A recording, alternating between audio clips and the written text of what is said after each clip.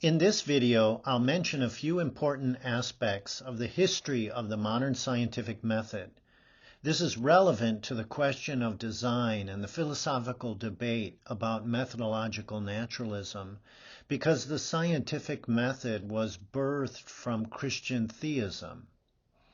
It's hard to argue that allowing the possibility of a designer compromises the scientific method when the scientific method was invented from within Christian theism. First, it's important to realize that science, or the modern scientific method, was invented.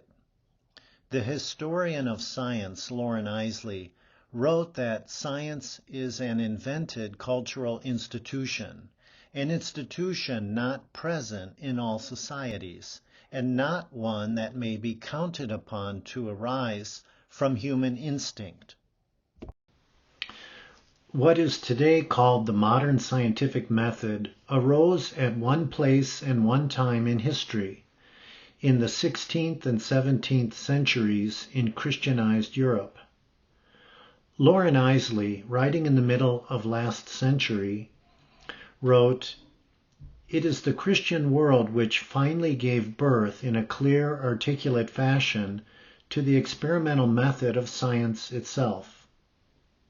In a relatively recent book on this subject, Nancy Pearcey and Charles Thaxton wrote, "The type of thinking known today as scientific, with its emphasis on experiment and mathematical formulation, arose in one culture, Western Europe, and in no other." Three philosophical premises seem to be required for the practice of science. The first premise is that there is an order or regularity or rationality to the natural world. The second is that our minds are capable of discovering it.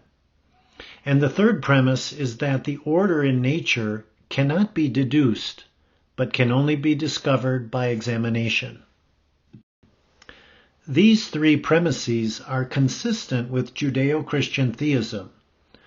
The rationality or order in the universe is consistent with the belief in one God or creator, as opposed to a belief in many gods.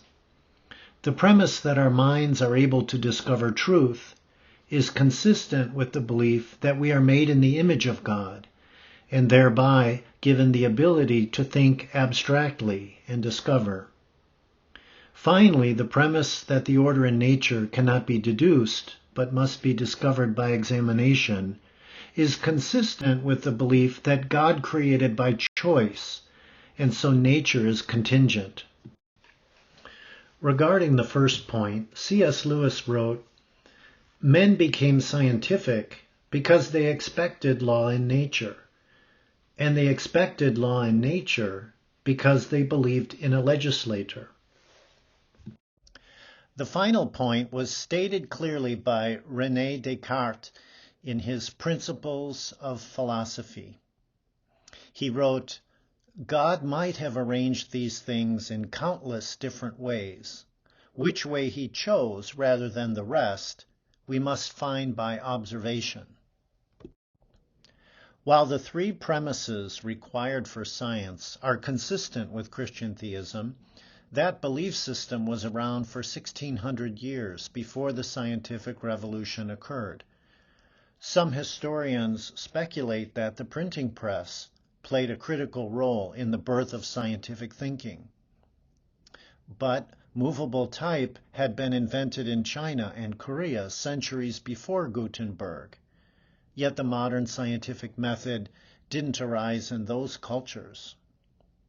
Some argue that the Protestant Reformation may have contributed to the onset of science, at least indirectly. While the rise of the modern scientific method in Western Europe in the 16th and 17th centuries is an historical fact, the factors that led up to that is a complex topic. Some helpful books on the history of the modern scientific method are shown on this slide. This slide lists many of the pioneers of modern science who were Christian theists. The religious faith of James Clerk Maxwell, the discoverer of the classical theory of electromagnetic radiation, is evidenced by this inscription in Latin from the Book of Psalms that he requested to be engraved in the door to the Cavendish Laboratory in Cambridge, England. It reads, "The works of the Lord are great, sought out or studied by all that take pleasure therein." This slide shows statements of belief in a creator God by many of the pioneers of modern science. Many were convinced that the natural laws came from a lawgiver, namely God. Despite the fact that the modern scientific method was birthed and developed from Christian theism from about 1600 through the middle of the 19th century, in the early part of the 20th century, the belief arose that science must exclude God from explanations of all aspects of the physical universe, including the origin of life or even the origin of the universe. However, due to the recent accumulation of findings of science that seem to point to a mind outside of the universe, some question whether the notion of a creator or a designer of the universe will make a comeback within science.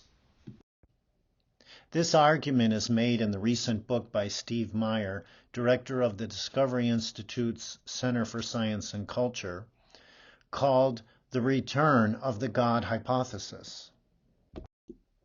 This slide shows a list of relatively recent scientific discoveries that are not controversial, but that seem to be or to imply informational discontinuities with respect to unintelligent natural processes.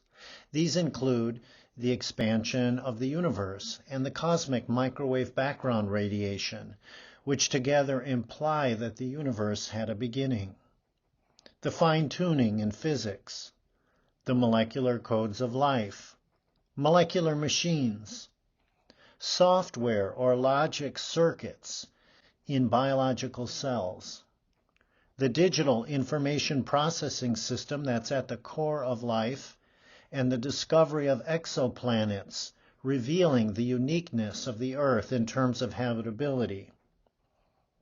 As science has advanced through this period of intense discovery, the number of apparent informational discontinuities has increased dramatically. With respect to informational discontinuities, it's important to recognize the difference between understanding how something works versus where it came from. Anyone can fully understand how a car works by studying chemistry, physics, and engineering. However, those same principles tell us absolutely nothing about where a car came from, because it came from the mind of the person who designed it. The informational discontinuity is with respect to the origin, not the operation of the car. The pioneers of the modern scientific method, such as those listed on this slide, were mostly concerned with discovering how the universe worked rather than the origins questions. This is a list of some of the most profound questions of origins today. While many of the pioneers of science believed that the laws of nature came from God, as shown by the quotes given earlier, during their lifetimes, science hadn't yet advanced to the point where most of these other questions could even be formulated. So one can only speculate on how the pioneers of modern science would have approached these questions. This diagram was discussed in the video on the philosophy of science. This philosophically open view is rejected by the Western scientific establishment based on the principle of methodological naturalism. Does the fact that the modern scientific method was invented from within Christian theism impact your opinion as to whether science can function or would be better served if both possibilities are allowed. What do you think the inventors of science would think about the charge that their theism compromises the very scientific method that they invented?